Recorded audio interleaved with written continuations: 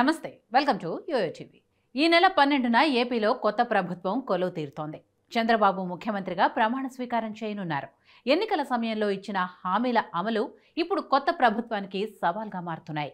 Super 6తో పాటుగా మేనిఫెస్టోలో ఇచ్చిన హామీలను అమలు చేసేందుకు ముందుగా రాష్ట్ర ఆర్థిక పరిస్థితిపైన కసరత్తు జరుగుతోంది.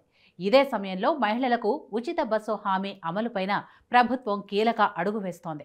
తెలంగాణ, కర్ణాటక తరహాలోనే ఏపీలోనూ ఉచిత బస్సు ప్రయాణం అమలు చేస్తామని టీడీపీ హామీ ఇచ్చింది.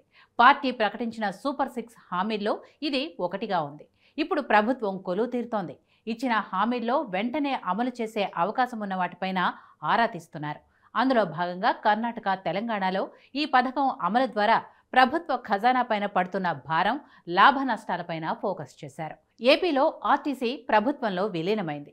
ఇక రోజువారీ బస్సుల్లో మహిళల ప్రయాణ వివరాలపైన నివేదిక కోరారని సమాచారం. ఏపీలో మహిళలకు ఉచిత బస్సు ప్రయాణం అమలు చేయాలంటే మరిన్ని బస్సులు అవసరమని అధికారులు పేర్కొన్నట్లు తెలుస్తోంది.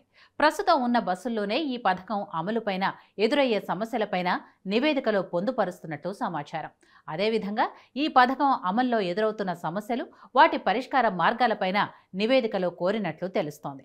తెలంగాణలో ఈ పథకం అమలుతో ఆటో డ్రైవర్లు నిరసనకు దిగారు. బస్సుల్లో సీట్ల కోసం గొడవలు జరిగాయి. ఇవన్నీ పరిగణలోనికి తీసుకొని సమస్యలు లేకుండా అమలుపైన కసరత్తు చేస్తున్నట్లు తెలుస్తోంది. తెలంగాణలో ఉచిత బస్సు అమల్లో ప్రభుత్వం నుంచి రీఎంబర్స్మెంట్ ఎలా అందుతోందనేది ఆరా తీస్తున్నారు. ఈ పథకంలో ప్రయాణించే ఆధార్ కార్డు చూపించిన మహిళలకు 0 టికెట్ ఇస్తున్నారు. ఏపీలోనూ ఇదే తరహాలో అమలు దిశగా ఆలోచన చేస్తున్నట్టు తెలుస్తోంది. అయితే ప్రభుత్వం ఏర్పడిన తర్వాత ఈ పథకం అమలుపైన ఉన్నత స్థాయి సమీక్ష ఏర్పాటు చేసి పథకం అమలు ముహూర్తం పైన నిర్ణయం తీసుకునే అవకాశం ఉందని తెలుస్తోంది. దీంతో కొత్త ప్రభుత్వం ఈ పథకం అమలు దిశగా తీసుకునే నిర్ణయాలపైన ఆసక్తి కనిపిస్తోంది.